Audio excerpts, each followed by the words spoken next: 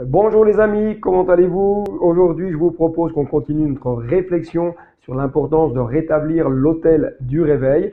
Et lors de la première vidéo, je vous ai évoqué que pour rétablir l'autel du réveil, il est important d'enlever les dieux étrangers. Et que je vous ai indiqué que les dieux étrangers n'étaient pas forcément des dieux de pierre ou en bois, mais qu'il y avait plein d'autres choses qui parfois prennent la place de Dieu. On a ensuite parlé dans une deuxième vidéo de l'importance de rétablir l'autel de la prière. La troisième vidéo a été axée sur l'importance d'enlever les vêtements, ce qui est ancien. On ne parle pas des vêtements physiques bien entendu, mais on parle de ce qui est ancien, nos raisonnements, nos croyances, la religiosité, etc.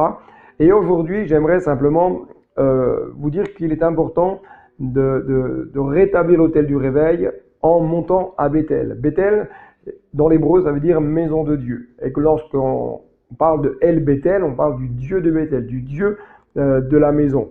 Et si Dieu n'habite pas la maison, si Dieu n'habite pas l'église dans laquelle nous sommes, et si Dieu n'habite pas dans notre vie, l'édifice ou même notre vie est vide.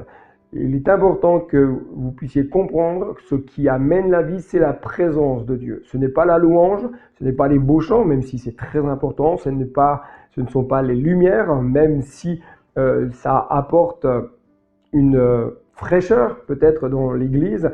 Ce n'est pas le petit déjeuner, le petit café que vous préparez à l'entrée de l'église, même si c'est très important, mais ce qui amène la vie dans l'église, c'est la puissance et l'onction de l'esprit. Si Dieu n'habite pas la maison, l'édifice finit par être vide, l'édifice finit par être froid. Bethel, c'est le lieu de la communion avec Dieu, c'est le lieu du cœur à cœur, c'est le lieu de la restauration, c'est le lieu où nous sommes appelés à rebâtir l'autel, c'est le lieu où la présence de Dieu se manifeste afin que des cœurs puissent être libres. C'est le lieu où nous sommes appelés à confesser nos fautes. Nous ne sommes pas appelés à confesser nos fautes à des hommes, mais à confesser nos fautes à Dieu, à répandre notre cœur devant lui. C'est là que nous sommes appelés à renoncer à ce qui est ancien. On en a parlé dans une précédente vidéo, et c'est là que l'onction de Dieu veut se manifester de façon extraordinaire, par des signes, par des miracles, par des prodiges. L'évangile, l'annonce de l'évangile, c'est une démonstration de puissance. Et rétablir le réveil, c'est permettre au Saint-Esprit d'agir comme il veut, quand il veut, de la manière dont il veut, pour que des cœurs soient transformés et pour que vous soyez vous-même transformés.